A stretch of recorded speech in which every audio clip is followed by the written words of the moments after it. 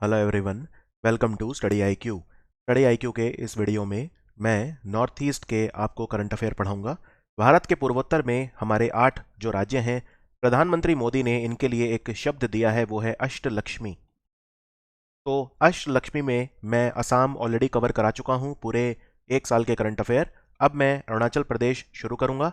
तो इस वीडियो में हम अरुणाचल प्रदेश के करंट अफेयर करेंगे पूरे 1 साल के। ये अरुणाचल प्रदेश के जितने भी एग्जाम है, जैसे अरुणाचल प्रदेश पीएससी सीईए का जो एग्जाम होता है, या जो भी अरुणाचल में लोकल एग्जाम होते हैं, उनमें आपकी हेल्प करेंगे।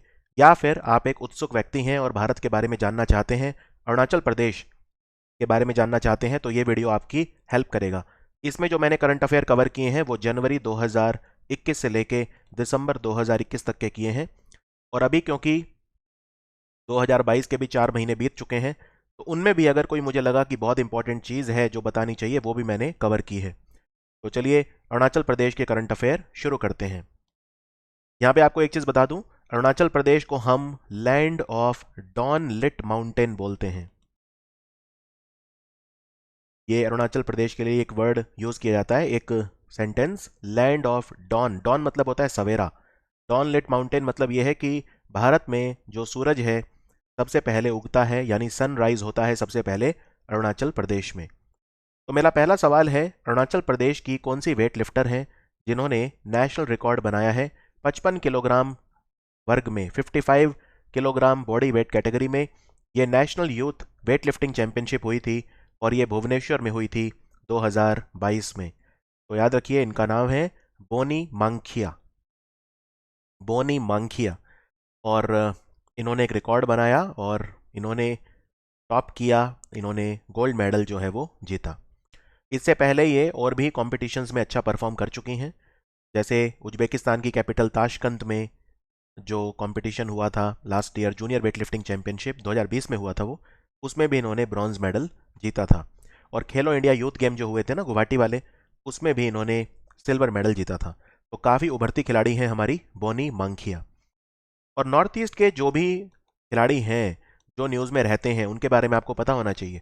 फॉर एग्जाम्पल, बाला देवी का नाम आपने सुना होगा, आपने मैरी कॉम का नाम सुना होगा, आपने मीराबाई चानू का नाम ज़रूर सुना होगा, आपने लवलीना बोरगोहेन का नाम सुना होगा। बाला देवी कहाँ से हैं? बाला देवी मणिपुर से हैं और इंडिया की बेस्ट फुटबॉल खिलाड़ी हैं। ये मैं नहीं कह रहा, इनको all India football federation player of the year का अवार्ड मिला था वुमेन्स कैटेगरी में। तो बाला देवी फुटबॉल खिलाड़ी हैं मणिपुर से। मैरी कॉम जो हैं, ये 6 बार वर्ल्ड चैंपियन रह चुकी हैं बॉक्सिंग में, और ये भी मणिपुर से हैं। और मैरी कॉम हमारी ओलंपिक गेम जब हुए थे ना, उसमें फ्लैग बेरर थी। ओपनिंग सेरेमनी में मनप्रीत सिंह, जो कि हमारी हॉकी टीम के कैप्टन थे, और मैरी कॉम, ये दोनों लोग जो थे फ्लैग बेरर थे। तो मैरी कॉम भी मणिपुर से हैं, मीराबाई चानू भी मणिपुर से हैं। मीराबाई चानू ने सिल्वर मेडल जीता था ओलंपिक्स में वेट लिफ्टिंग में। और फिर लवलीना बोरगोहेन असम से हैं, और लवलीना बोरगोहेन ने ब्रॉन्ज मेडल जीता था अगेन बॉक्सिंग में। तो नॉर्थ ईस्ट में और भी खिलाड़ी हैं, जैसे फॉर एग्जांपल वहाँ पे एक खिलाड़ी हैं लाल रेमसियामी, ये भी हमारी हॉकी खिलाड़ी हैं, ये मिजोरम से हैं। और मिजोरम से एक और खिलाड़ी हैं जिनका नाम है जेरेमी लाल रेनुंगा। जेरेमी लाल रेनुंगा एग्जाम में आ सकता है, ये वेट लिफ्टर हैं और ये भी मिजोरम से हैं। तो नॉर्थ ईस्ट एक बहुत बड़ा फोर्स बन के उभर रहा है खेलों में। चलिए आगे बढ़ते हैं। खरसांग पुलिस स्टेशन, ये पूरे अरुणाचल प्रदेश का बेस्ट पुलिस स्टेशन डिक्लेयर किया है हमारे होम मिनिस्ट्री ने। ये बिल्कुल लेटेस्ट रिपोर्ट है, दिसंबर 2021 में आई है ये रिपोर्ट। भारत के बेस्ट पुलिस स्टेशन डिक्लेयर किए गए हैं हर स्टेट के, तो उनमें अरुणाचल का जो बेस्ट है वो है Kharsang police station. Kharsang police station Arunachal में कहाँ पर है? तो ये चांगलांग डिस्ट्रिक्ट में आता है, तो आंसर है चांगलांग। ये पूरे अरुणाचल प्रदेश का बेस्ट पुलिस स्टेशन है। और अगर आपसे पूछें कि इंडिया का बेस्ट पुलिस स्टेशन कौन सा है, तो आप क्या आंसर मार्क करेंगे? तो आंसर है सदर बाजार पुलिस स्टेशन, जो दिल्ली में है। सदर बाजार पुलिस स्टेशन न्यू दिल्ली का, ये पूरे इंडिया का बेस्ट पुलिस स्टेशन है। अरुणाचल का बेस्ट है खारसांग पुलिस स्टेशन, जो चांगलांग में है। अभी अभी एक made in India Dornier 228 aircraft, made in India क्यों? क्योंकि डॉर्नियर 22 एयरक्राफ्ट बनाती है हिंदुस्तान एरोनॉटिक्स लिमिटेड, जो बेंगलोर में है। इसका हेडक्वार्टर बेंगलोर में है। डॉर्नियर 228 एयरक्राफ्ट, ये छोटे एयरक्राफ्ट होते हैं, आप यहाँ पे देख सकते हैं। ये नॉर्मल जो प्लेन है उस जैसा नहीं है, और इसमें सिर्फ 17 लोग बैठ सकते हैं। तो बहुत ही छोटे प्लेन होते हैं ये, डॉर्नियर 228। अब इनकी कमर्शियल फ़्लाइट स्टार्ट हो गई है। तो ये फ़्लाइट अभी अभी असम के डिब्रूगढ़ से अरुणाचल प्रदेश के पासीघाट में पहुंची। आपको बताना है कि जो पासीघाट है वो अरुणाचल प्रदेश में कहाँ पर है। तो पासीघाट ईस्ट सियांग डिस्ट्रिक्ट में आता है, ईस्ट सियांग डिस्ट्रिक्ट में आता है। और मैं आपको बता दूं कि ये जो एयरलाइन है ये कौन सी है, कौन उड़ा रहा है इस प्लेन को, डॉर्नियर 228 को। तो ये कंपनी है अलायंस एयर। यानी alliance air company north east में अच्छी कनेक्टिविटी हमें प्रोवाइड कर रही है। और असम के डिब्रूगढ़ एयरपोर्ट से इसने फ़्लाइट शुरू करी हैं, एक तो अरुणाचल प्रदेश के पासीघाट एयरपोर्ट पे और एक असम के ही लीलाबरी एयरपोर्ट पर। तो 2 फ्लाइट स्टार्ट की हैं अभी इसने, बाकी और भी जगह है जो कनेक्ट की जाएंगी। इनफैक्ट अरुणाचल प्रदेश में एक हिल स्टेशन है जीरो, वहां पर भी जो है फ्लाइट स्टार्ट करेगी यही कंपनी अलायंस एयर। तो असम के डिब्रूगढ़ से अभी अभी अरुणाचल प्रदेश के पासीघाट तक ये पहली कमर्शियल फ्लाइट उड़ी डॉर्नियर 228, इसको उड़ाया अलायंस एयर ने। और ये जो लीलाबरी एयरपोर्ट है ये एक रीज़न की वजह से न्यूज़ में और था। एक तो ये कि डिब्रूगढ़ से लीलाबरी तक फ्लाइट स्टार्ट हुई है, लीलाबरी असम में है। और दूसरा रीज़न ये है कि हमारे पूरे नॉर्थ ईस्ट का जो पहला फ्लाइट ट्रेनिंग अकेडमी खुला है, या पायलट ट्रेनिंग अकेडमी आप बोल सकते हैं, वो लीलाबरी एयरपोर्ट पर खुला है। यहाँ पे जो पायलट हैं उनकी ट्रेनिंग हो पाएगी। तो आंसर है पासीघाट कहाँ पे है, पासीघाट ईस्ट सियांग डिस्ट्रिक्ट में आता है। चलिए आगे बढ़ते हैं। अरुणाचल प्रदेश अपना फाउंडेशन डे किस दिन मनाता है? इन्होंने अभी अभी अरुणाचल प्रदेश ने अपना फाउंडेशन डे मनाया था, तो 20 फरवरी को होता है। और अरुणाचल का ही नहीं, मिजोरम का भी इस दिन होता है, ये भी आपको पता होना चाहिए। ठीक है, मिजोरम जो है वो इंडिया का 23rd स्टेट बना था, 23वां राज्य बना था। और अरुणाचल प्रदेश इंडिया का 24वां राज्य बना था, यानी 24th स्टेट बना था। तो मिजोरम को पहले यूनियन टेरिटरी बनाया गया था 1972 में, और बाद में उसे स्टेट बनाया गया था 1986 में। मिजोरम को 1986 में स्टेट बनाया गया था। और ये कौन सा अमेंडमेंट हुआ था कॉन्स्टिट्यूशन में? 53rd amendment of the constitution, 53rd amendment of the constitution. और अरुणाचल प्रदेश जो है वो इंडिया का 24वां स्टेट बना था। तो अरुणाचल अपना जो फाउंडेशन डे है वो मनाता है 20 फरवरी को, और मिजोरम भी 20 फरवरी को। अभी अभी नेशनल टाइगर कंजर्वेशन अथॉरिटी, राष्ट्रीय बाघ संरक्षण प्राधिकरण यानी एनटीसीए का मीटिंग हुआ 20वां। तो ये अरुणाचल प्रदेश में हुआ। अरुणाचल प्रदेश में कहां पर हुआ? देखो ये एक इंपॉर्टेंट चीज आपको बताता हूं कि पूरी दुनिया में जितने भी टाइगर होते हैं ना, उनके 70% टाइगर इंडिया में होते हैं। और अरुणाचल प्रदेश में कितने टाइगर रिजर्व हैं अगर क्वेश्चन आ जाए? अरुणाचल प्रदेश में 3 टाइगर रिजर्व हैं। एक तो है कमलांग टाइगर रिजर्व, एक है नामदफा टाइगर रिजर्व, और एक है पक्के टाइगर रिजर्व। ठीक है, इनफैक्ट पक्के टाइगर रिजर्व पक्के केसांग डिस्ट्रिक्ट में है, और पक्के केसांग एक नया डिस्ट्रिक्ट बना है अरुणाचल प्रदेश में। अब से 2 साल पहले 3 नए डिस्ट्रिक्ट बने थे अरुणाचल में, पक्के केसांग, लेपाराडा एंड शी योमी। राइट। तो ये जो 19 मीटिंग इनके हुए हैं ये सारे दिल्ली में हुए हैं। पहली बार है कि दिल्ली के बाहर मीटिंग हुआ एनटीसीए का, वो था 20th मीटिंग। और अभी अभी ये हुआ था पक्के टाइगर रिजर्व में। तो आंसर है पक्के टाइगर रिजर्व। और इस मीटिंग को चेयर किया था हमारे environment minister mister Bhupendra Yadav ने, मिस्टर भूपेंद्र यादव ने। और जो पक्के टाइगर रिजर्व है, हम इसको पहले पखुई वाइल्ड लाइफ सेंचुरी बोलते थे, अब इसे आप पक्के या पखुई दोनों नाम यूज करते हैं हम। ये ईस्टर्न हिमालय जो हॉटस्पॉट है उसके अंदर आता है। हॉटस्पॉट क्या होता है?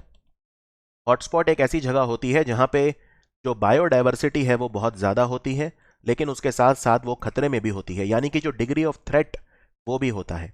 तो बायोडाइवर्सिटी बहुत ज़्यादा है लेकिन वो खतरे में भी है, थ्रेट भी ज़्यादा है, उस एरिया को बोलते हैं हॉटस्पॉट। और ये कंसेप्ट दिया था नॉर्मन मायर्स ने, एक साइंटिस्ट थे नॉर्मन मायर्स। तो भारत में वेस्टर्न घाट्स और ईस्टर्न हिमालयाज ये मेन हमारे बायोडाइवर्सिटी हॉटस्पॉट हैं।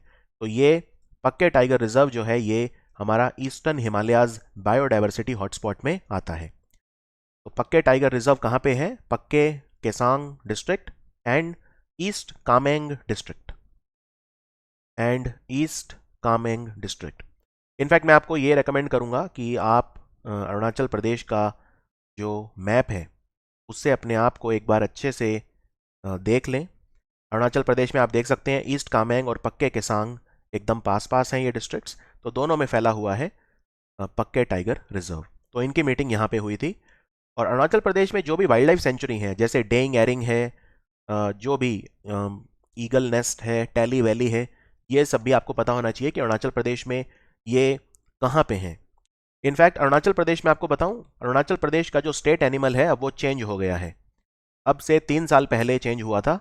पहले मिथुन था, नागालैंड में भी मिथुन और अरुणाचल में भी मिथुन, लेकिन अब अरुणाचल प्रदेश का स्टेट एनिमल है हुलॉक गिबन। ये एक और चीज़ है, अपडेट जो आपको करनी है अपनी नॉलेज में, कि अरुणाचल प्रदेश का स्टेट एनिमल अब हुलॉक गिबन है, ना कि मिथुन। अभी अभी अरुणाचल प्रदेश में एक नया ग्रीनफील्ड एयरपोर्ट बन रहा है होलोंगी में। तो आपको बताना है होलोंगी कौन से डिस्ट्रिक्ट में आता है। होलोंगी, होलोंगी बेसिकली क्या है कि जो कैपिटल है ना ईटानगर, वहां से 15 किलोमीटर दूर है, और ये डिस्ट्रिक्ट है पापम पारे। सो आंसर है पापम पारे डिस्ट्रिक्ट। और ये एयरपोर्ट बन रहा है, इसमें 645 करोड़ रुपीस का खर्चा आएगा। ये ग्रीनफील्ड एयरपोर्ट है। ग्रीनफील्ड एयरपोर्ट का मतलब ये होता है कि ये बिल्कुल नया बन रहा है। अगर मान लो पहले से कोई यहाँ पे स्ट्रिप होती, एयर स्ट्रिप, या कोई नेवल बेस होता या आर्मी का बेस होता, हम उसको अपग्रेड करते, तो फिर हम उसको ब्राउन फील्ड एयरपोर्ट बोलते। ग्रीन फील्ड मतलब जो पूरा एकदम स्क्रैच से नया बन रहा है। और ये एयरपोर्ट ओपन कब होगा? ये 15 अगस्त 2022 को ओपन होगा, जो हमारा 75th एनिवर्सरी होगा इंडियाज इंडिपेंडेंस का। अंडरस्टूड? तो पापम पारे में है ये जगह होलोंगी। परशुराम कुंड, इसको डेवलप किया जा रहा है अरुणाचल प्रदेश में एक हिंदू पिलग्रिमेज साइट के तौर पर। आपको बताना है अरुणाचल प्रदेश के कौन से डिस्ट्रिक्ट में है परशुराम कुंड। तो परशुराम कुंड एक हिंदू पिलग्रिमेज साइट है, बहुत सारे लोग यहाँ पे आते हैं, और ये लोहित डिस्ट्रिक्ट में आता है। ठीक है। इनफैक्ट यहाँ पे कमलांग रिजर्व फॉरेस्ट भी है। कमलांग रिजर्व फॉरेस्ट भी है, बहुत ही ब्यूटीफुल जो है ये प्लेस है। इनफैक्ट ऐसा माना जाता है कि यहीं पे भगवान परशुराम ने अपना जो एक्स था, उनके हाथ में जो फरसा था, वो उन्होंने यहाँ पे मारा था, जिसकी वजह से यहाँ पे एक तालाब बन गया था, ब्रह्मकुंड बन गया था यहाँ पर। तो इस तरह की मानता है, और यहाँ पर मेला भी लगता है। यहाँ पे मकर संक्रांति पर 14 और 15 जनवरी यहाँ पर परशुराम कुंड मेला लगता है लोहित में, और 1972 से लग रहा है वो मेला रेगुलरली। तो हमारा सेंट्रल गवर्नमेंट जो है इसे प्रसाद स्कीम के तहत डेवलप करेगी, जिसमें हम पिलग्रिमेज रिजुविनेशन करते हैं। हमारा खर्चा कितना होगा इसमें? 37.87 करोड़ ये इसमें गवर्नमेंट खर्चा करेगी। क्लियर? अरुणाचल प्रदेश में air gun surrender programme start हुआ, और ये काफ़ी पॉपुलर भी हुआ। राइट? तो आपको बताना है कि ये कौन से डिस्ट्रिक्ट से पहली बार स्टार्ट किया गया था, और ये प्रोग्राम है क्या। तो बेसिकली क्या है ना कि ये प्रोग्राम मार्च 2021 में स्टार्ट हुआ था, 1 साल से ज़्यादा हो चुका है। और सबसे पहली बार ये स्टार्ट हुआ था एक विलेज से, और वो विलेज था लमडुंग। विलेज का नाम है लमडुंग। ये सेपा एक जगह है अरुणाचल में, Seppa, east Kameng district. So answer है option C, east Kameng district. और अभी तक मैं आपको बताऊं 1000 से ज़्यादा लोग अपना एयरगन और 300 से ज़्यादा राइफल सरेंडर कर चुके हैं। तो ये क्या था ये प्रोग्राम? इसमें बेसिकली ये है, एयरगन जो होती है ना, उनके लिए लाइसेंस नहीं चाहिए होता। तो बहुत सारे लोग एयरगन रख लेते थे, लेकिन फिर वो एयरगन्स का इस्तेमाल करते थे बर्ड्स को हंट करने के लिए, एनिमल हंटिंग, या जो छोटे एनिमल्स हैं या बर्ड्स। इस वजह से बहुत ज़्यादा बायोडाइवर्सिटी लॉस होता था। और बहुत सारे इंपॉर्टेंट बर्ड्स हैं, जैसे अमूर फाल्कन है, या और भी जो इंपॉर्टेंट बायोडाइवर्सिटी है यहाँ पर, उनको नुकसान हो रहा था। तो मुख्यमंत्री पेमा खंडू ने स्टार्ट किया था एयर गन सरेंडर कैंपेन। उसमें कहा था कि आप अपने गन्स जो हैं वो सरेंडर कर दीजिए, आप वापस कर दीजिए। ठीक है। तो बहुत सारे लोगों ने अपने जो गन्स हैं वो वापस कर दिए हैं। तो ये प्रोग्राम पहली बार ईस्ट कामेंग डिस्ट्रिक्ट में सेपा नाम की जगह है, वहां से स्टार्ट हुआ था। अरुणाचल प्रदेश का ब्रांड एम्बेसडर कौन बना है? ये अरुणाचल के गोल्डन जुबली सेलिब्रेशन को मार्क करने के लिए उसका जो टूरिज्म वगैरह है उसको ये प्रमोट करेंगे। और ये जो गोल्डन जुबली सेलिब्रेशन है, ये ज़ीरो से स्टार्ट हुए थे। 20 जनवरी 2022 ज़ीरो हिल स्टेशन से स्टार्ट हुए थे। राइट? सेलिब्रेशंस। तो याद रखिए कि बॉलीवुड स्टार संजय दत्त अरुणाचल प्रदेश के एम्बेसडर बने हैं। वो यहाँ का जो टूरिज्म है उनको भी प्रमोट करेंगे। तो आंसर है संजय दत्त। अरुणाचल प्रदेश ने अपनी स्टेट बटरफ्लाई किसे डिक्लेयर किया है? अरुणाचल प्रदेश में एक बटरफ्लाई मिलती है, इसका साइंटिफिक नेम भी आपको याद रखना है। इसको बोलते हैं टीनोपेल्पस इंपीरियलिस। तो ये बहुत ही ब्यूटीफुल ये बटरफ्लाई है। 90 से 120 इसका विंग्स का साइज होता है। आप देख सकते हैं विंग काफ़ी कलरफुल और काफ़ी बड़े हैं। और ये 6 स्टेट्स में मिलती है इंडिया के, अरुणाचल में भी मिलती है, और ये काफ़ी हाइट पे मिलती है।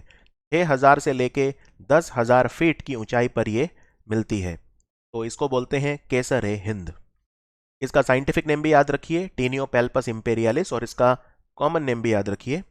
तो पेमा खंडू ने ये अनाउंसमेंट किया कि केसर ए हिंद एक स्टेट बटरफ्लाई है और इसको पूरा प्रोटेक्शन दिया जाएगा। इनफैक्ट जो हमारा वाइल्ड लाइफ प्रोटेक्शन एक्ट है 1972 का, उसके शेड्यूल 2 में हमने इसे रखा है। शेड्यूल 2 में अच्छा खासा प्रोटेक्शन होता है। और ये butterfly Bhutan, Nepal, Myanmar, south China और वियतनाम में भी पाई जाती है। अरुणाचल प्रदेश का सस्टेनेबल डेवलपमेंट गोल्स इंडेक्स में क्या रैंक आया? सस्टेनेबल डेवलपमेंट गोल कितने हैं हमारे? सस्टेनेबल डेवलपमेंट गोल हैं हमारे 17, जो सारे कंट्रीज को रियलाइज करने हैं 2030 तक, जो यूनाइटेड नेशंस के मेंबर हैं। तो इस इंडेक्स को टॉप किया था केरला ने। केरला ने इस इंडेक्स को टॉप किया था। अरुणाचल प्रदेश इसमें 13 नंबर पे आया था, 13वें नंबर पे आया था।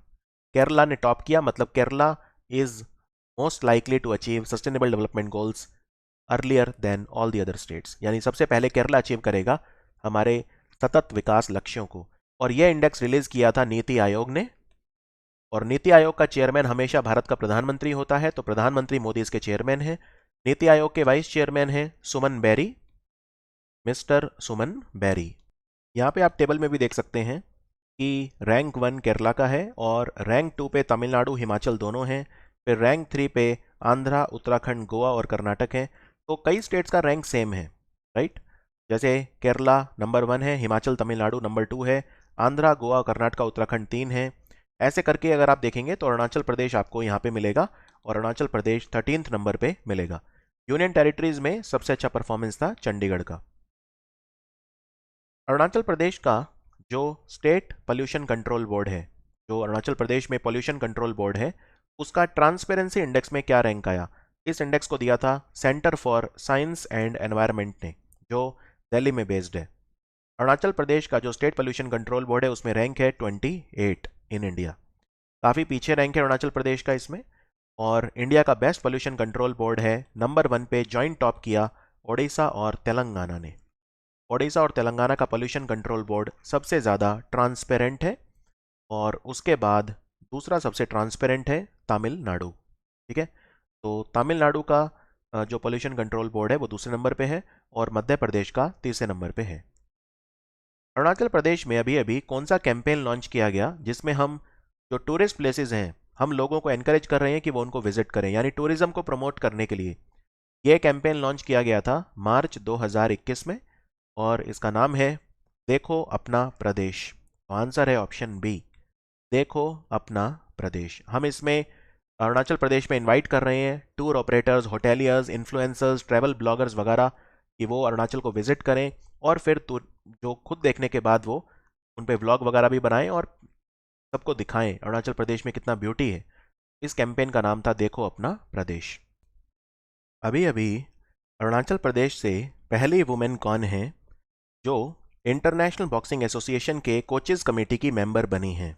ये अपॉइंट की गई हैं। इनका नाम है डॉक्टर तड़ांग मीनू। डॉक्टर तड़ांग मीनू। और जो इंटरनेशनल बॉक्सिंग एसोसिएशन है ये ऑफिशियल बॉडी है बॉक्सिंग के लिए, और इसका हेडक्वार्टर कहाँ पे है? इसका हेडक्वार्टर लॉजेन में है। तो डॉक्टर तड़ांग मीनू इंडिया से सेकंड और अरुणाचल से फर्स्ट वुमेन है जो इसकी मेंबर बनी है। अभी अभी अरुणाचल प्रदेश में कौन सा ऐसा रेयर मेटल है जिसके डिपॉजिट्स मिले हैं पहली बार इंडिया में? और ये डिपॉजिट्स कहाँ पे मिले हैं? ये डिपॉजिट पापम पारे डिस्ट्रिक्ट में मिले हैं। तो ये है वेनेडियम। ये है वेनेडियम। और पापमपारे डिस्ट्रिक्ट में दो जगह है, एक तो है डेपो और एक है तमांग। यहाँ पर वेनेडियम के भंडार पाए गए हैं। ये खोज करी जियोलॉजिकल सर्वे ऑफ इंडिया यानी भारतीय भूवैज्ञानिक सर्वेक्षण ने। जियोलॉजिकल सर्वे ऑफ इंडिया ने पहली बार इंडिया में वेनेडियम की खोज करी है और ये अरुणाचल प्रदेश के पापमपारे डिस्ट्रिक्ट में मिला है वेनेडियम। वेनेडियम बहुत अच्छा यूज़ होता है इसका स्पेस व्हीकल में, न्यूक्लियर रिएक्टर में स्टील अलॉयज बनाने के काम आता है। वेनेडियम सेमीकंडक्टर इंडस्ट्री में भी यूज़ होता है, ठीक है।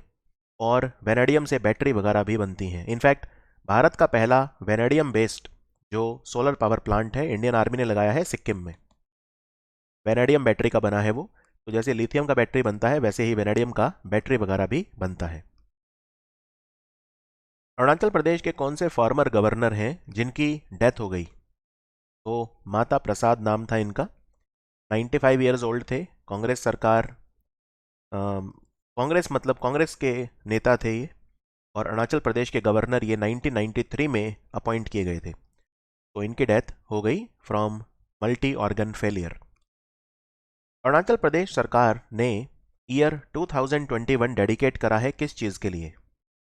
2021 था ईयर ऑफ द एजुकेशन। 2021 को डिक्लेयर किया था अरुणाचल प्रदेश ने ईयर ऑफ द एजुकेशन। और अरुणाचल प्रदेश में एक मिशन भी स्टार्ट किया गया था जिसका नाम था मिशन शिक्षा। मिशन शिक्षा 2 साल के लिए स्टार्ट किया गया था जिसमें हम 6 चीज़ों पे हमें फोकस करना था। जैसे इंफ्रास्ट्रक्चर, स्कूल्स का जो इंफ्रास्ट्रक्चर है वो, technology, intervention through information, communication technology, digital initiatives etcetera. तो टोटल 6 फोकस एरियाज थे मिशन शिक्षा के। अभी अभी डॉक्टर संजीव कालिता, ये एक साइंटिस्ट हैं from the centre of excellence for bio resources and sustainable development जो किमिन में है। किमिन अरुणाचल प्रदेश में है। इन्हें 2 पेटेंट अवार्ड किए गए हैं अभी अभी। तो आपको बताना है ये कहाँ पे है ये institute. COE for bio resources and sustainable development Kimin, और ये है पापम पारे में। पापम पारे। तो इन्हें इन्हें 2 पेटेंट मिले हैं। ये पेटेंट किस चीज़ के लिए मिले हैं? इन्होंने एक तो पॉली हर्बल दवाई बनाई है जिससे आप डायबिटिक रेटिनोपैथी, डायबिटिक न्यूरोपैथी जो है मेनली, उसे ट्रीट कर सकते हैं। और दूसरा हाइब्रिड कॉटन इन्होंने एक बनाई है, उसके लिए भी इन्हें पेटेंट मिला है। और doctor Sanjeev Kalita Arunachal Pradesh state council for science and technology के साइंटिस्ट हैं। उन्होंने ये काफ़ी इंपॉर्टेंट रिसर्च जो है वो किया था। यूनिवर्सिटी ग्रांट्स कमीशन, इन्होंने इंडिया में 100 प्लेसेस ऐसी लिस्ट करी हैं जो एक भारत श्रेष्ठ भारत योजना के तहत जो स्टूडेंट्स हैं कॉलेजेस के, यूनिवर्सिटीज़ के, उनको विजिट करनी है। इन 100 प्लेसेस में अरुणाचल प्रदेश से कौन सी है? अरुणाचल प्रदेश से सिर्फ एक है और वो है ईटानगर। तो आंसर है ईटानगर। एक प्लेस है अरुणाचल प्रदेश से इन 100 में, वो है ईटानगर। और यूजीसी का चेयरमैन कौन है? यूजीसी के चेयरमैन हैं एम जगदीश कुमार। एक चीज़ और याद रखिए, नेशनल एजुकेशन पॉलिसी, इसमें क्या क्वेश्चन आ सकते हैं? इसमें सिर्फ 4 क्वेश्चन आएंगे। सबसे पहला, नेशनल एजुकेशन पॉलिसी के टारगेट जो है, उनमें वैसे तो बहुत सारे टारगेट्स हैं लेकिन 4 सबसे इंपॉर्टेंट है। हमें अपने जीडीपी का 6% खर्च करना है एजुकेशन पे, 6% ऑफ आवर जीडीपी। दूसरा टारगेट ये है कि हमें 2030 तक इंडिया के जो स्कूल्स हैं उनमें 100% ग्रॉस एनरोलमेंट रेशो चाहिए। स्कूल्स की बात कर रहा हूँ, कॉलेजेस की नहीं, क्योंकि कॉलेजेस जो हैं या यूनिवर्सिटीज़ वो हायर एजुकेशन इंस्टीट्यूशंस होते हैं। तो अगला टारगेट ये है कि 2035 तक इंडिया में जो हायर एजुकेशन इंस्टीट्यूशंस हैं वहाँ पे हमें 50% ग्रॉस एनरोलमेंट रेशो चाहिए 2035 तक। और हम इसमें एक परख नाम का नेशनल असेसमेंट सेंटर भी बना रहे हैं जिसको बोलते हैं राष्ट्रीय मूल्यांकन केंद्र, उसका नाम है परख। तो ये है नेशनल एजुकेशन पॉलिसी। और नेशनल एजुकेशन पॉलिसी का जो फ्रेमवर्क है वो किसने तैयार किया है? मतलब अब हमारे जो स्कूल्स हैं उनमें नया करिकुलम आएगा, वो करिकुलम तैयार करा है के कस्तूरी रंगन कमेटी ने। के कस्तूरी रंगन कमेटी। तो जब भी आप पढ़ें, थोड़ा सा मैं चाहूँगा कि आप थोड़ा सा डेप्थ में पढ़ें जिससे कोई क्वेश्चन छूटे नहीं। एक भारत श्रेष्ठ भारत प्रोग्राम में अरुणाचल प्रदेश को पेयर किया गया है किस स्टेट के साथ? अरुणाचल प्रदेश जो है और मेघालय दोनों को यूपी के साथ पेयर किया गया है, तो आंसर है यूपी। एक भारत श्रेष्ठ भारत योजना क्या है? इसमें हम म्यूचुअल कल्चर एक्सचेंज करते हैं, राइट। जैसे अरुणाचल प्रदेश के जो त्यौहार हैं वो यूपी में सेलिब्रेट किए जाएंगे, यूपी के अरुणाचल प्रदेश में किए जाएंगे। तो अरुणाचल और मेघालय दोनों को यूपी के साथ टैग किया है। मेघालय के भी जो फेस्टिवल्स होते हैं, बेहदियान क्लाम, नोंगक्रैम, वांगला, ये सब यूपी में सेलिब्रेट किए जाएंगे, और जो यूपी के फेस्टिवल्स होते हैं वो मेघालय में सेलिब्रेट किए जाएंगे। इस अब हम बात करते हैं एक बहुत इंपॉर्टेंट इंडेक्स। तो नीति आयोग ने एक तो सस्टेनेबल डेवलपमेंट गोल इंडेक्स निकाला था, जिसकी हम बात कर चुके हैं, और एक sustainable development goal index specially निकाला था नॉर्थ ईस्ट रीजन के लिए। तो इसमें टॉप किसने किया? इसमें टॉप किया ईस्ट सिक्किम डिस्ट्रिक्ट ने, यानी east Sikkim sustainable development goals को रियलाइज करने में सबसे आगे चल रहा है। और जो लास्ट रैंक था वो था किफायर डिस्ट्रिक्ट, और किफायर डिस्ट्रिक्ट जो है वो नागालैंड का है, ये लास्ट था।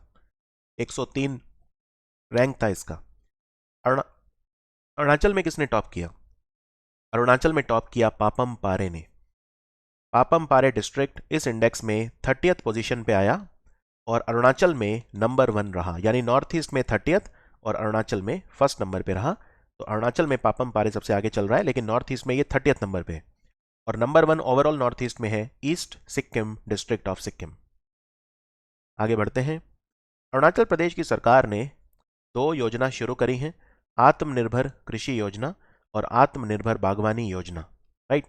तो इसमें कितना अमाउंट सैंक्शन किया गया है? तो अमाउंट सैंक्शन किया गया है टोटल 120 करोड़, और यहाँ पे ईच पूछा है, तो आत्मनिर्भर कृषि योजना पे भी 60 करोड़ और आत्मनिर्भर बागवानी योजना पे भी 60 करोड़। तो आंसर है 60 करोड़। तो 60 करोड़ रुपीज ईच खर्च किया जाएगा एग्रीकल्चर और हॉर्टिकल्चर पे, यानी कि आत्मनिर्भर कृषि योजना पे और आत्मनिर्भर बागवानी योजना पे।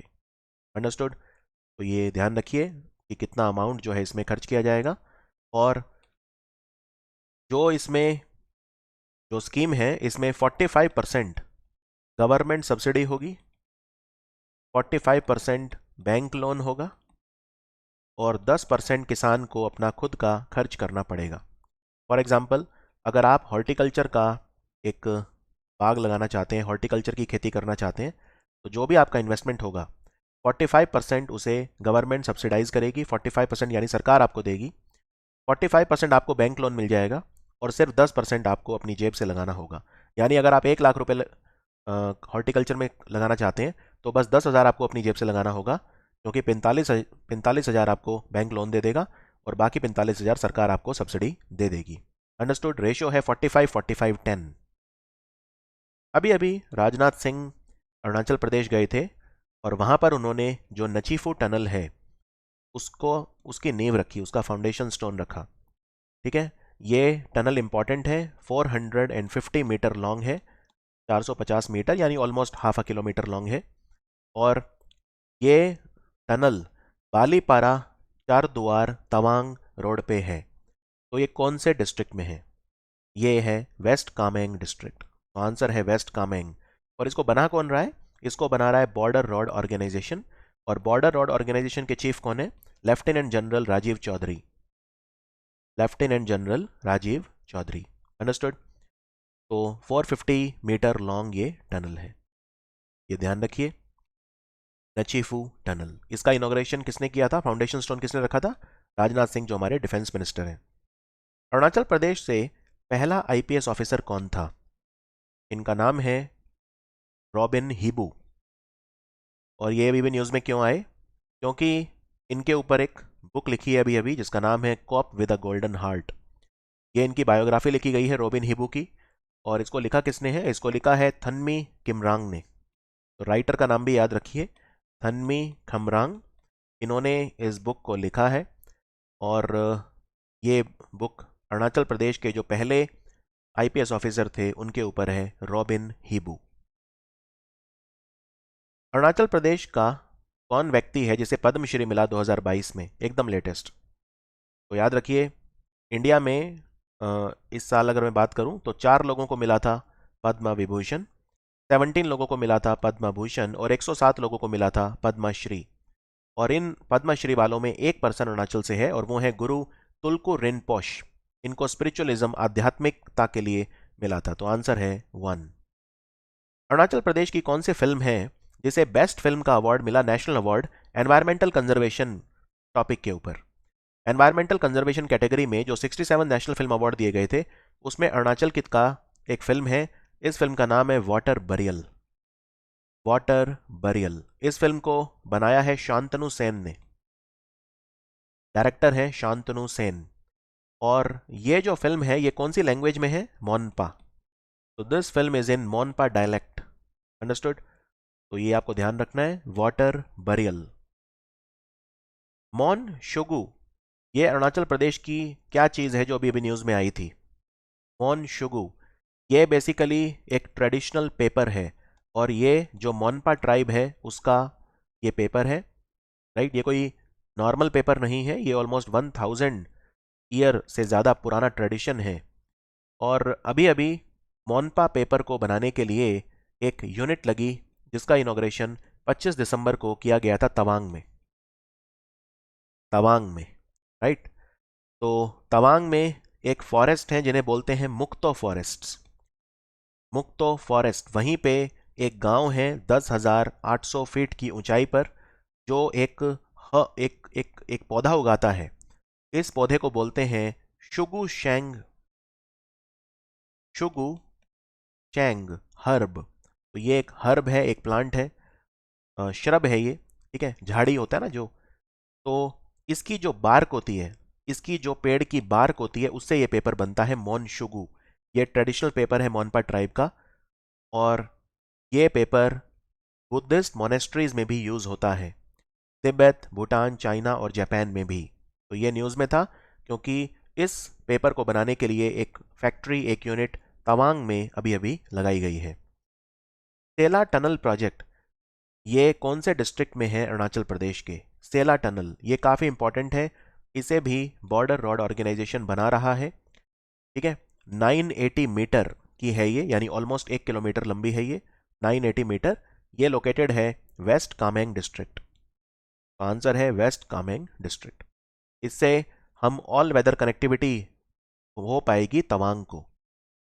ठीक है, तवांग को कनेक्टिविटी मिलेगी किस, कौन से टनल से? सेला टनल से। सेला टनल जब एक बार बन जाएगी तो तवांग को राउंड द ईयर कनेक्टिविटी मिल जाएगी। और 13,000 फीट से ज़्यादा की ऊंचाई पर ये टनल है। ठीक है, इसे भी बॉर्डर रोड ऑर्गेनाइजेशन बना रहा है। इनफैक्ट पीएम मोदी ने इसका फाउंडेशन स्टोन रखा था 2019 में, बट अब ये बन के तैयार है। अरुणाचल प्रदेश की क्या रैंक है in the highest bamboo bearing area in India? ये India state of forest report आई है लेटेस्ट, उसमें बताया गया है कि जो बैम्बू बियरिंग एरिया के हिसाब से अगर मैं बात करूं, तो इंडिया में 15 मिलियन हेक्टेयर जमीन है जिसपे बैम्बू उगता है। तो उसमें मध्य प्रदेश में सबसे ज़्यादा है, out of 15 million 1.84 million Madhya Pradesh में है बैम्बू बियरिंग एरिया, और दूसरे नंबर पे अरुणाचल प्रदेश है 1.57 मिलियन हेक्टेयर। सो अरुणाचल प्रदेश की रैंक है सेकंड, नंबर 1 पे है मध्य प्रदेश। बैम्बू को हम ग्रीन गोल्ड भी बोलते हैं। बैम्बू ट्री नहीं है, बैम्बू ग्रास होती है। ठीक है, ये इसीलिए पोएसी फैमिली में रखा जाता है बैम्बू।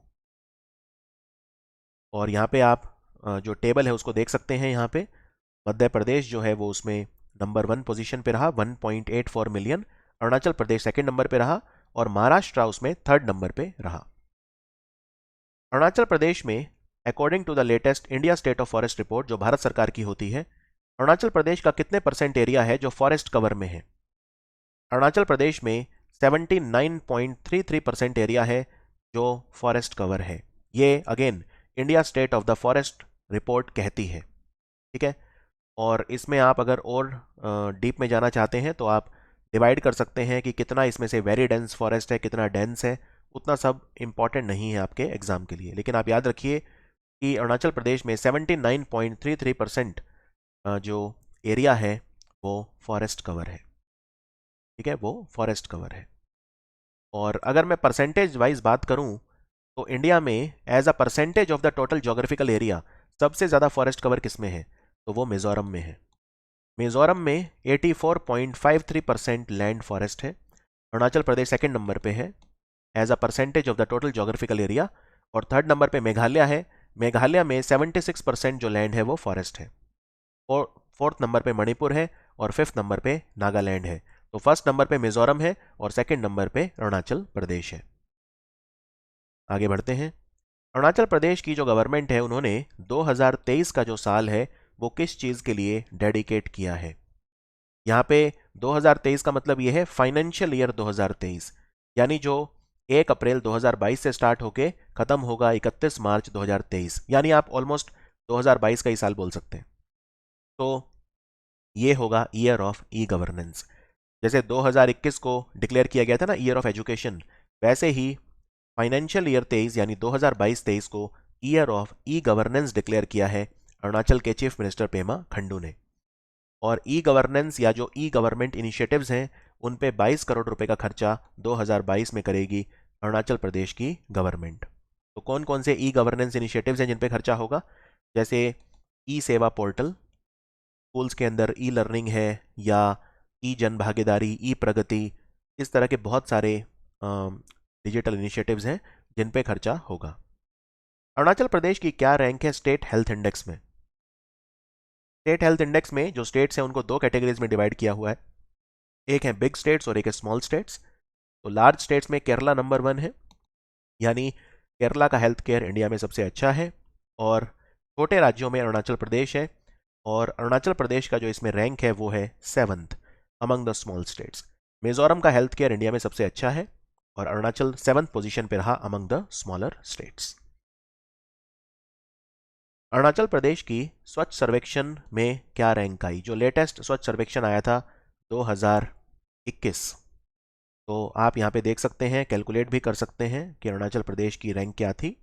तो अरुणाचल प्रदेश की जो रैंक आई है वो आई है 19। ठीक है, अरुणाचल प्रदेश जो है वो 19वें नंबर पे रहा ओवरऑल स्वच्छ सर्वेक्षण में, और नंबर 1 पे रहा छत्तीसगढ़, यानी इंडिया का क्लीनेस्ट स्टेट है छत्तीसगढ़, और इंडिया का जो क्लीनेस्ट सिटी है वो है Indore. Indore 5th year in a row India का क्लीनेस्ट सिटी रहा, और ये 6th एडिशन था स्वच्छ सर्वेक्षण का। स्वच्छ सर्वेक्षण को करवाता है ministry of housing and urban affair. इनमें से कौन सा ऐसा डिक्लेरेशन है जो क्लाइमेट रिजिलियंट डेवलपमेंट की तरफ एम करता है अरुणाचल प्रदेश में। ये डिक्लेरेशन अडॉप्ट किया गया था अभी अभी। तो ये डिक्लेरेशन है पक्के डिक्लेरेशन। पक्के डिक्लेरेशन, पक्के डिक्लेरेशन क्या कहता है कि हमें नेट जीरो बनना है अरुणाचल प्रदेश को, कब तक, 2047 तक।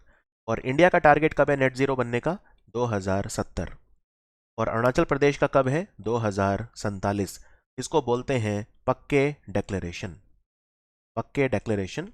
और पक्के डिक्लेरेशन में 5 थीम्स हैं, 5 थीम्स हैं टोटल, जिनको बोलते हैं पंचधरस। पंचधरस कौन कौन से हैं 5 theme, environment, forest and climate change, health and wellbeing of all, sustainable and adaptive living, और livelihood and opportunities, and evidence generation and collaborative action.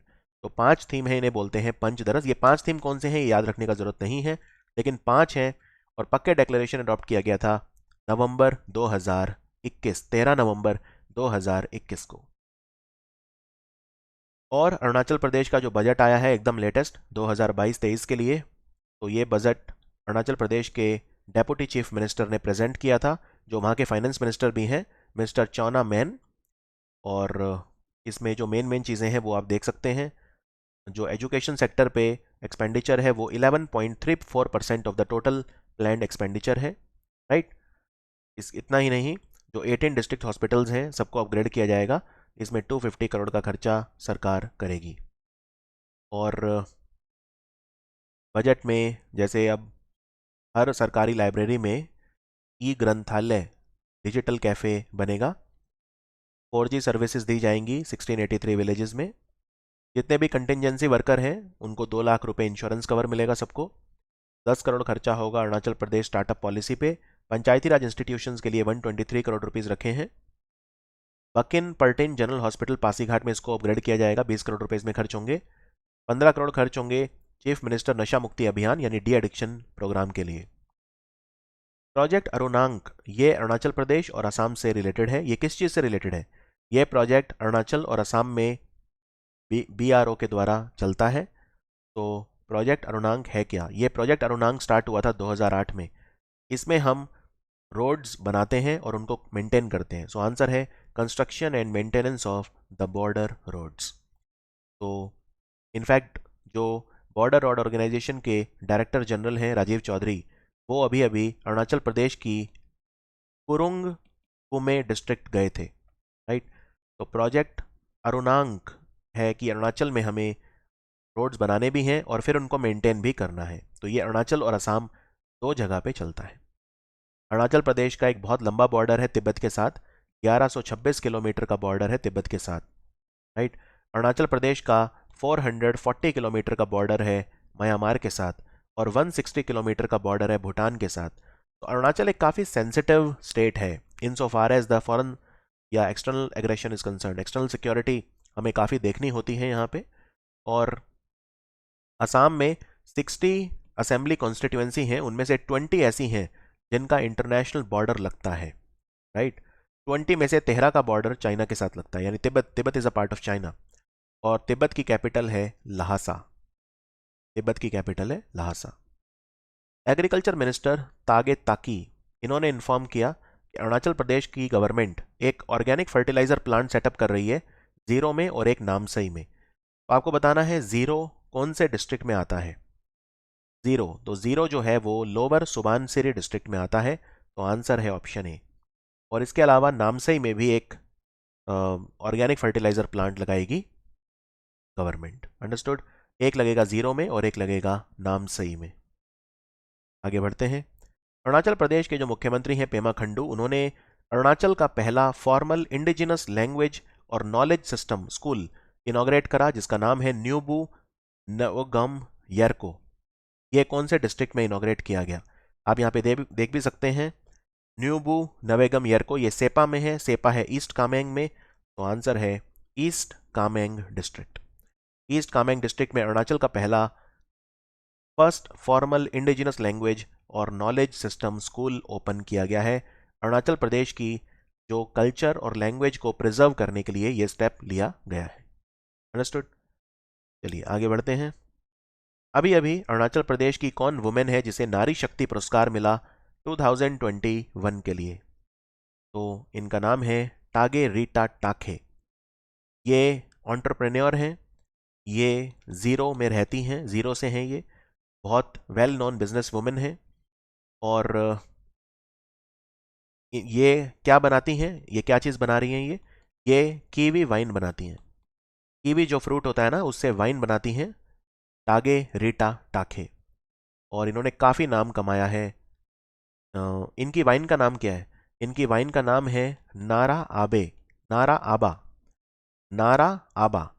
तो ये इनकी जो वाइन है उसका नाम है नारा आबा और ये ज़ीरो डिस्ट्रिक्ट में लोकेटेड है इनकी वाइन फैक्ट्री। तो ये एंटरप्रेन्योर हैं और इन्हें ये नारी शक्ति अवार्ड अभी अभी मिला है। बायोटेक्नोलॉजी पार्क बन रहा है किमिन में, अरुणाचल प्रदेश में। तो किमिन कौन से डिस्ट्रिक्ट में आता है? किमिन, किमिन आता है पापम पारे में। यहाँ पे बायोटेक्नोलॉजी पार्क बन रहा है। इस बायोटेक्नोलॉजी पार्क को कौन बना रहा है? Arunachal Pradesh state council for science and technology और बायोटेक कंसोर्टियम इंडिया लिमिटेड, ये मिलके इस बायोटेक पार्क को बना रहे हैं। कहाँ पे बन रहा है? ये पापम पारे के किमिन में बन रहा है। इनमें से अरुणाचल रत्न का अवार्ड किसे मिला है 2022 में? ये अवार्ड इन्हें पोस्ट्यूमसली दिया गया है, मरणोपरांत दिया गया है। तो ये मिला है मिस्टर के राजा को। ये कौन थे? ये पहले लेफ्टिनेंट गवर्नर थे अरुणाचल प्रदेश के, ठीक है। और इन्हें मिला है अरुणाचल रत्न अवार्ड। ये अरुणाचल प्रदेश का हाईएस्ट सिविलियन अवार्ड है, हाईएस्ट सिविलियन अवार्ड है। ये अवार्ड उन्हें 36th स्टेटहुड डे जब मनाया गया था तो उस दिन मिला था। तो आंसर है के राजा। और अरुणाचल प्रदेश ने 2021 के लिए जो अरुणाचल रत्न दिया था वो दिया था मेजर रालेंग नाउ बॉब खाथिंग को, ठीक है। ये भी पोस्ट्यूमसली दिया था, मृत्योपरांत दिया था। और ये आपको बस याद रखना है इनका नाम, मेजर रालेंग नाउ बॉब खाथिंग। इन्हें मिला था अरुणाचल रत्न 2021 के लिए। ये इन्हें क्यों मिला था? क्योंकि इन्होंने असम राइफल्स की जो टीम है उसको लीड किया था और जो तवांग में इन्होंने अपनी ब्रेवरी दिखाई थी 1951 में। अंडरस्टूड। तो इसलिए इन्हें ये मिला था अरुणाचल रत्न। अभी अभी अरुणाचल प्रदेश की कौन सी एक्ट्रेस है जिसने एक बॉलीवुड मूवी में डेब्यू किया जिसका नाम है बधाई दो? तो ये एक्ट्रेस हैं, इनका नाम है चुम दोरंग। चुम दोरंग। शी इज़ 29 ईयर्स ओल्ड और इन्हें बधाई दो फिल्म में इन्होंने काम किया है। ये पासीघाट से हैं। पासीघाट हम देख चुके हैं। पासीघाट ईस्ट सियांग डिस्ट्रिक्ट में है और राजकुमार राव और भूमि पेडनेकर के साथ इन्होंने काम किया था। ठीक है, तो ये ध्यान रखिए। इनफैक्ट इनका एक कैफ़े भी है पासीघाट में। इस कैफ़े का नाम है कैफ़े चू। Subansiri lower hydro power project, ये नॉर्थ लखीमपुर अरुणाचल और असम के बॉर्डर पे है। ये सबसे बड़ा हाइड्रो पावर प्रोजेक्ट है इंडिया का। ये कौन सी कंपनी बना रही है? इसकी कैपेसिटी जो है वो टोटल 2000 मेगावाट है। इतना बड़ा हाइड्रो पावर प्रोजेक्ट इंडिया में नहीं है अब तक। Lower Subansiri hydro power project जो कंपनी से बना रही है वो है NHPC, national hydro electric power corporation. ये बन रहा है असम और अरुणाचल के बॉर्डर पे। लोअर सुबानसिरी में ये लोकेटेड होगा और इसकी कैपेसिटी है 2000 मेगावाट। अंडरस्टूड। ये प्रोजेक्ट कंप्लीट हो जाएगा 2023 तक। अभी अभी अरुणाचल प्रदेश का टैब्लो निकला, झांकी निकली रिपब्लिक डे में। तो आपको बताना है कि इस बार क्या शोकेस किया गया था वहां पर। मतलब जो टैब्लो था, जो झांकी निकाली गई, उस पर क्या दिखाया था। तो यहाँ पे एंग्लो एबॉर वॉर्स दिखाई थी। एबॉर ट्राइब एक अरुणाचल की इंपॉर्टेंट ट्राइब है। एबॉर ट्राइब को आधे ट्राइब भी बोलते हैं। तो ब्रिटिशर्स के अगेंस्ट जो उनकी वॉर हुए थे वो दिखाए गए थे, यानी हमारे फ्रीडम स्ट्रगल का पार्ट थे ये। राइट।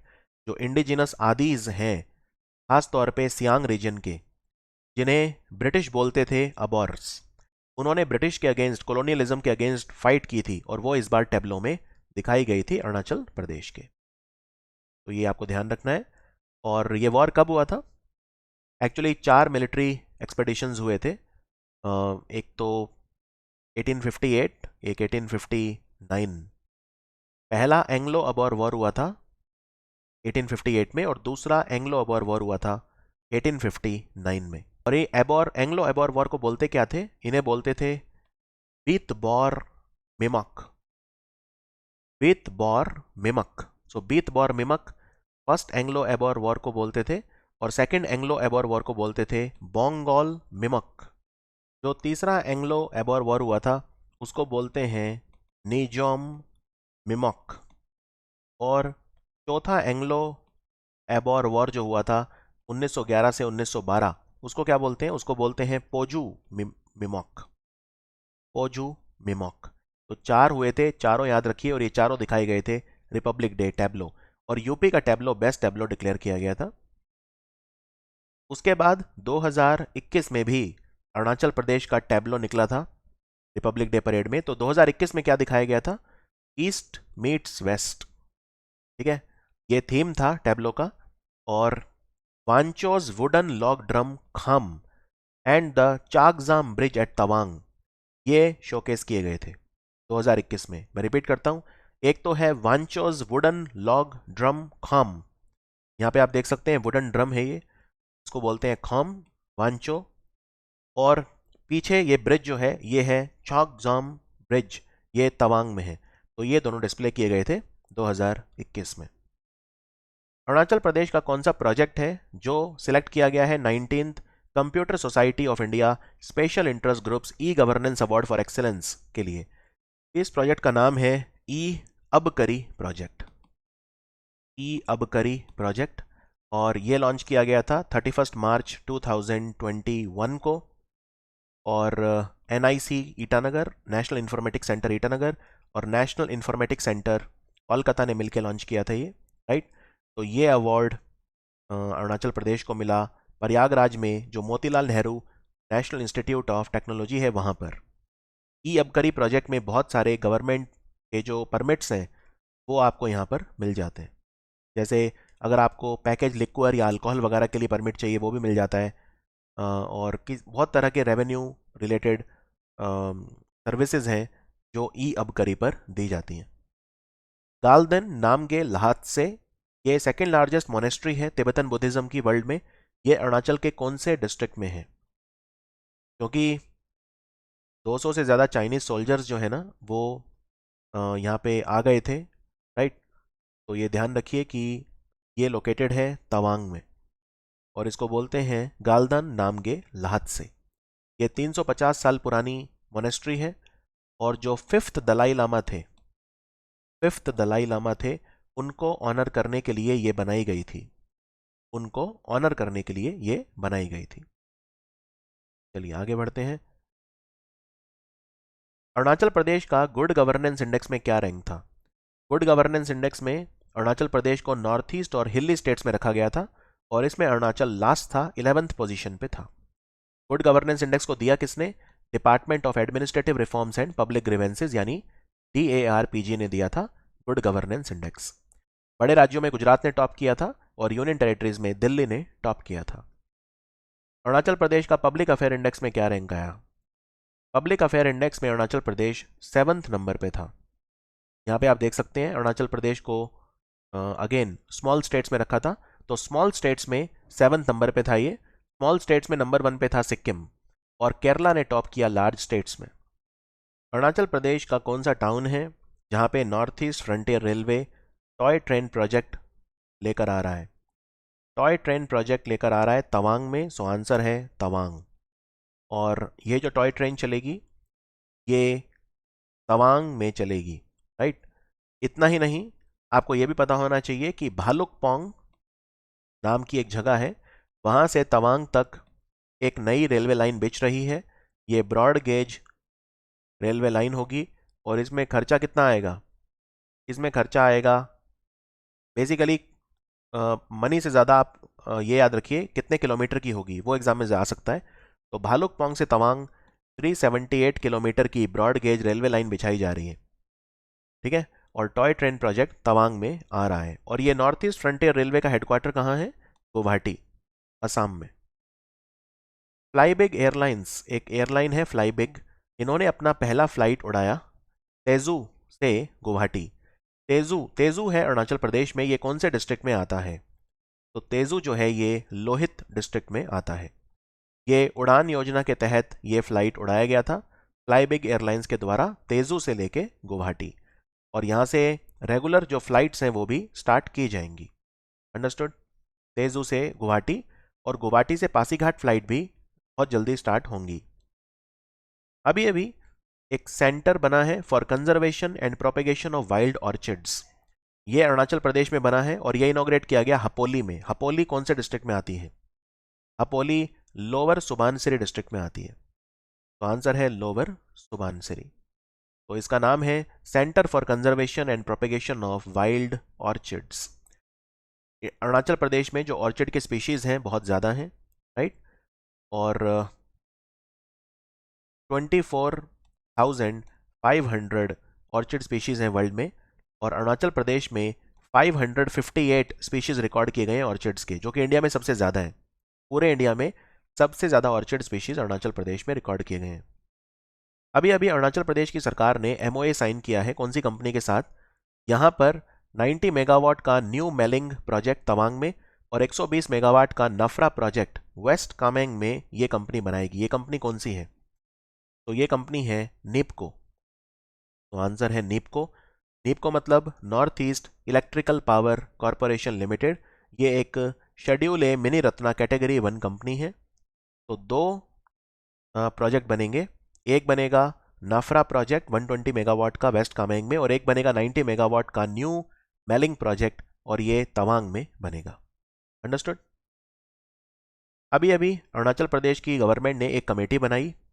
इस कमेटी के हेड कौन थे? इस कमेटी का काम यह था कि रिसर्च करो कि ब्रिटिशर्स के खिलाफ किसने लड़ाई की, जिससे हम उनका कंट्रीब्यूशन रिकॉग्नाइज कर सकें। अरुणाचल प्रदेश से जो भी फ्रीडम फाइटर्स वगैरह हैं उनको आप एस्टेब्लिश करो। तो ध्यान रखिए ये 5 मेंबर कमेटी थी, और इसके हेड हैं Chowna Mein. Chowna Mein finance minister, deputy chief minister हैं अरुणाचल प्रदेश के। अभी अभी 212 स्पीशीज बटरफ्लाई की ये स्पॉट की गई, नामदफा बटरफ्लाई मीट में। ये चौथी बार है बटरफ्लाई मीट आयोजित की गई नामदफा में। तो नामदफा नेशनल पार्क कहाँ पे है? नामदफा नेशनल पार्क अरुणाचल प्रदेश के चांगलांग में आता है, चांगलांग डिस्ट्रिक्ट में आता है नामदफा नेशनल पार्क। आप यहाँ पे देख सकते हैं, बात हो रही है यहाँ पे ईस्ट अरुणाचल की, राइट। तो नामदफा नेशनल पार्क एक बहुत सिग्निफिकेंट नेशनल पार्क है और बहुत बड़ा नेशनल पार्क है। अरुणाचल प्रदेश में दो ही नेशनल पार्क हैं, एक है नामदफा और एक है मॉलिंग। मॉलिंग नेशनल पार्क और Namdapha national park. Namdapha national park एक टाइगर रिजर्व भी है। अरुणाचल प्रदेश का कौन सा विलेज है जो पूरे अरुणाचल का पहला एयरगन फ्री विलेज डिक्लेयर किया गया? मैंने आपको बताया था एयरगन सरेंडर कैंपेन चलाया गया था। तो पहला airgun free village Arunachal Pradesh का वो है जंगपाम। जंगपाम कहाँ पे है? वेस्ट कामेंग डिस्ट्रिक्ट में।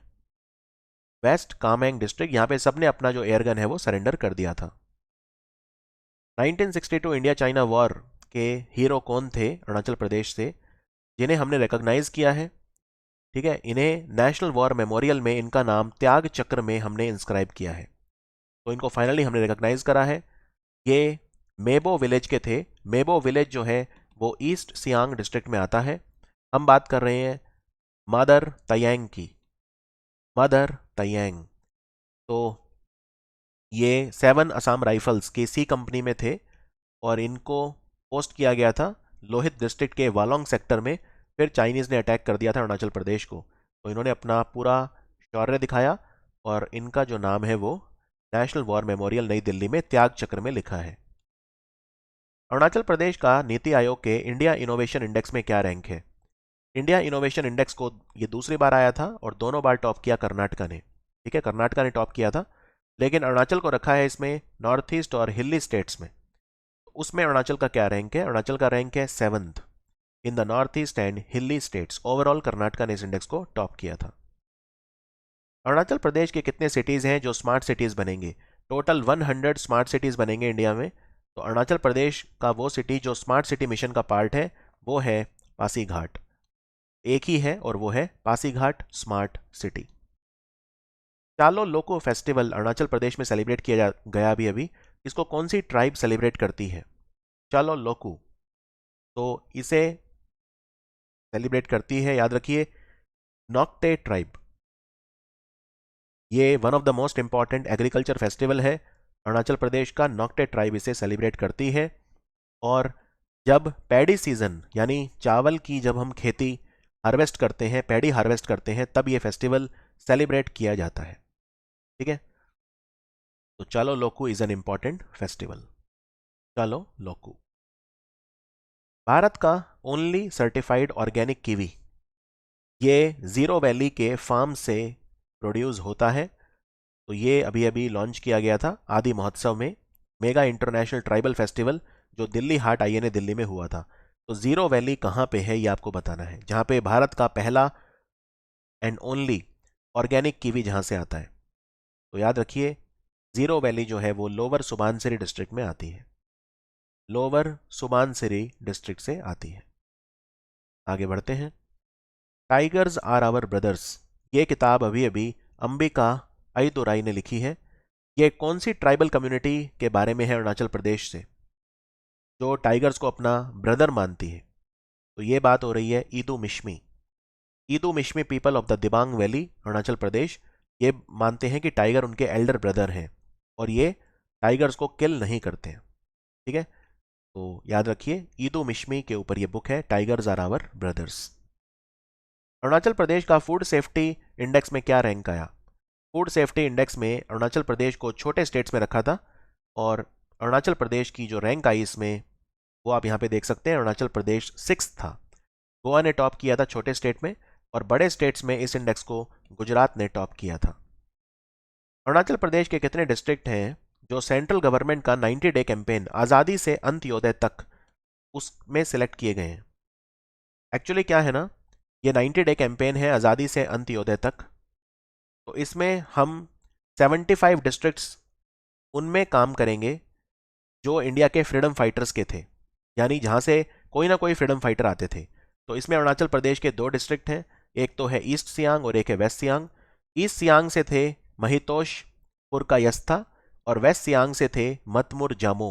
ये 2 फ्रीडम फाइटर थे अरुणाचल प्रदेश के। तो हम इसमें 90 डेज तक जो कैंपेन चलाएंगे आज़ादी से अंत्योदय तक, उसमें 2 अरुणाचल प्रदेश के डिस्ट्रिक्ट भी हैं out of 75 districts of India. India के 75 है क्योंकि ये हमारी 75th एनिवर्सरी है इंडिया इंडिपेंडेंस की।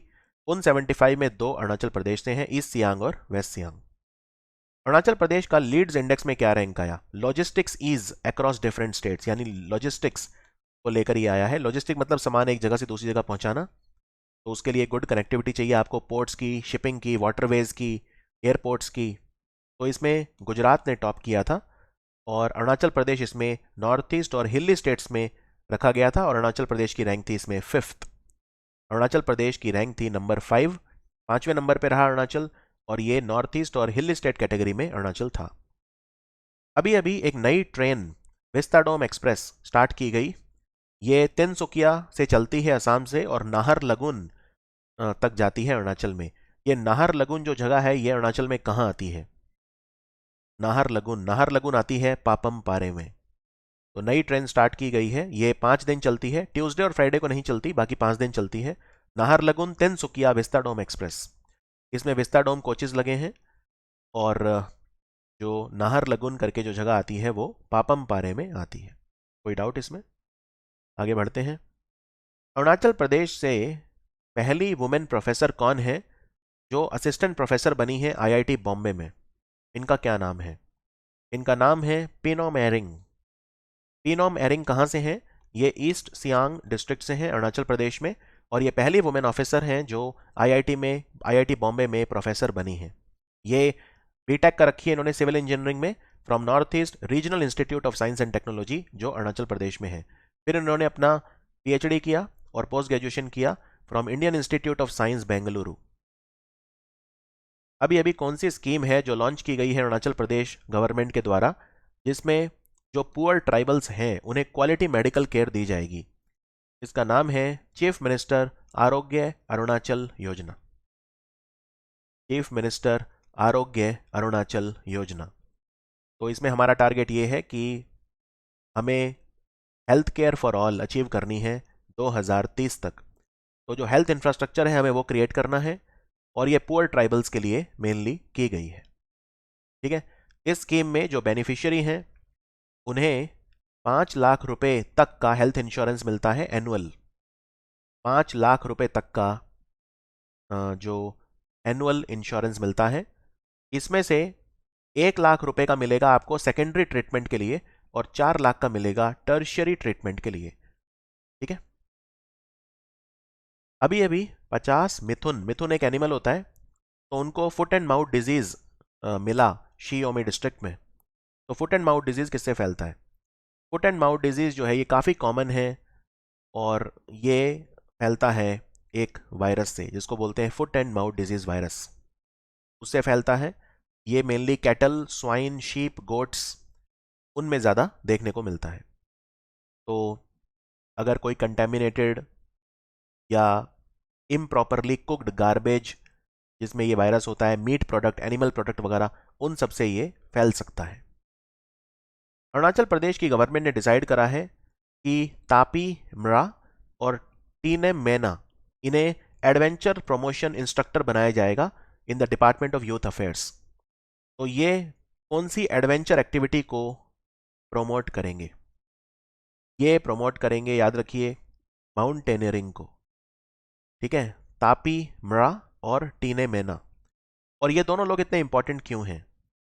जो तापी मरा हैं ये पहले व्यक्ति थे अरुणाचल प्रदेश से जिन्होंने माउंट एवरेस्ट की चढ़ाई की थी। He was the first Everester from the state. और टीने मैना जो है ये अरुणाचल प्रदेश की पहली वुमेन थी जिन्होंने माउंट एवरेस्ट को स्केल किया था। अभी अभी अरुणाचल की कौन सी माउंटेनियर हैं जिन्होंने एक रेयर फीट अचीव किया? इन्होंने माउंट एवरेस्ट को कॉन्क्वेर किया अभी अभी, तो एकदम लेटेस्ट 2021 में। क्या नाम है इनका? इनका नाम है याशी योंगजोम। याशी योंगजोम, इन्होंने 11 मई 2021 को स्केल किया था। और ये कहाँ से आती हैं? ये वेस्ट कामेंग डिस्ट्रिक्ट में एक जगह है दिरांग सर्कल, वहाँ से आती हैं। ठीक है, तो ये आपको ध्यान रखना है। तो अरुणाचल से कितने लोग हैं अभी जो माउंट एवरेस्ट चढ़ चुके हैं? तो मैंने आपको दो बताए थे, तापी मरा, टीने मेना। तापी मरा ने स्केल किया था 2009 में, टीने मना ने किया था 2011 में। फिर अंशु जमसेनपा थी एक, ये नाम आपने सुना हो शायद। अंशु जमसेनपा ने क्योंकि 2 बार माउंट एवरेस्ट चढ़ा था 5 दिनों में, वर्ल्ड रिकॉर्ड बनाया था। फिर नीमा लामा 2011, अंशु जमसेनपा 2011, कार्लडेन पल्जौर 2011, और तामे बेजंग, फिर किशोन तक्सेंग, और फिर टाका टेमट। और अंशु जमशेनपा ने 2017 में डबल सबमिट किया था माउंट एवरेस्ट का इन जस्ट 5 डेज। तो ये अपने आप में रिकॉर्ड है। अभी के लिए याद रखिए, एकदम लेटेस्ट 2021 में जो है वो है याशी योंगजोम। और अब्राहम टाजिट शोरोंग, ये सेकंड माउंटेनियर है अरुणाचल प्रदेश के जिन्होंने माउंट एवरेस्ट को स्केल किया 2021 में। तो ताशी योंगजोम के बाद एक और पर्सन है जिन्होंने 2021 में माउंट एवरेस्ट को स्केल किया है, उनका नाम है अब्राहम टाजिट शोरोंग। अंडरस्टूड? आगे बढ़ते हैं। शेरगांव बायोडायवर्सिटी मैनेजमेंट कमेटी जो है अरुणाचल प्रदेश की, इन्हें बेस्ट कमेटी ऑफ इंडिया का अवार्ड मिला। ये अवार्ड इन्हें मिला 5th edition of biodiversity award, जो international day of biological diversity के दिन। तो ये इंटरनेशनल डे ऑफ बायोडायवर्सिटी कहाँ पे किस दिन सेलिब्रेट किया जाता है? ये 22 मई को होता है, इंटरनेशनल डे ऑफ बायोडायवर्सिटी। तो शेरगांव जो बीएमसी है यानी बायोडायवर्सिटी मैनेजमेंट कमेटी, इंडिया की बेस्ट बायोडायवर्सिटी मैनेजमेंट कमेटी का अवार्ड इसे मिला है। Very important. कौन सा प्लेटफॉर्म अरुणाचल प्रदेश की गवर्नमेंट ने लॉन्च किया था जिसमें जो लोग होम आइसोलेशन में हैं हम उनको ट्रैक कर सकते हैं, उन पर नजर रख सकते हैं? तो इसके लिए एक प्लेटफॉर्म बना था जिसका नाम है निष्ठा टेलीट्रैक। निष्ठा टेलीट्रैक, और ये पापमपारे और ईटानगर कैपिटल रीजन वहां के लिए लॉन्च किया गया था। निष्ठा टेलीट्रैक। अरुणाचल प्रदेश का कौन सा शहर है, सिटी है, जिसका ईज ऑफ लिविंग इंडेक्स में 55th रैंक आया है? स्मॉलर सिटी, स्मॉल सिटी मतलब जो लेस देन मिलियन कैटेगरी यानी 10 लाख से कम पॉपुलेशन वाले जो सिटी हैं उनमें ये 55th नंबर पे रहा। ये रैंक दिया ministry of housing urban affair ने। यानी ईज ऑफ लिविंग इंडेक्स बताता है कि भारत का कौन सा शहर कितना रहने लायक है, और छोटे शहरों में सबसे अच्छा शहर है रहने लायक शिमला। तो शिमला ने टॉप किया, शिमला नंबर 1 रहा। अरुणाचल प्रदेश का एक शहर 55th नंबर पे रहा और वो है पासीघाट। तो Pasighat was 55th in entire country.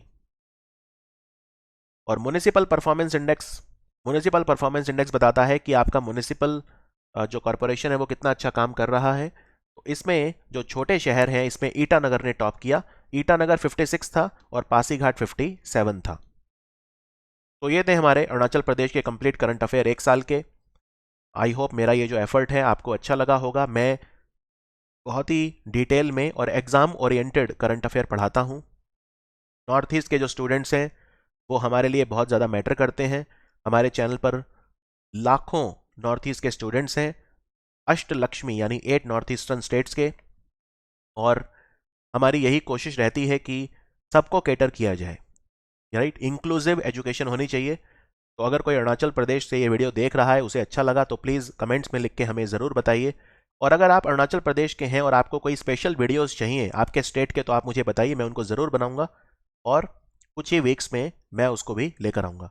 अगर आपके फ्रेंड्स अरुणाचल में हैं और किसी एग्जाम की तैयारी कर रहे हैं तो उनके साथ इस वीडियो को शेयर करना ना भूलें। देखते रहिए study IQ। Thank you for watching study IQ।